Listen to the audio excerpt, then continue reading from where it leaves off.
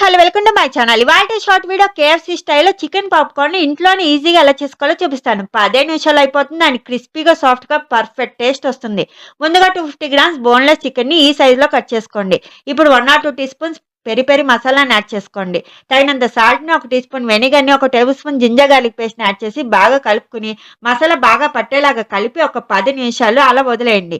ఇప్పుడు 1 కప్పు మైదాని, అరకప్పు కార్న్ ఫ్లోర్‌ని, తగినంత సాల్ట్‌ని యాడ్ చేసుకొని బాగా కలుపుకొని చికెన్ పీసెస్‌ని పిండిలోకి యాడ్ చేసుకొని పీసెస్‌ని బాగా కోట్ చేసుకోండి. ఇలా జాలీలో ఎక్సెస్ పిండిని తీసేయండి. ఇప్పుడు చిల్డ్ వాటర్‌లోకి 30 సెకండ్స్ డిప్ చేసుకొని వెంటనే పిండిలోకి యాడ్ చేసుకొని బాగా ప్రెస్ చేస్తూ పీసెస్‌కి కోట్ చేసుకోండి. చూడండి, చికెన్ పీసెస్‌కి పర్ఫెక్ట్ కోటింగ్ వచ్చింది.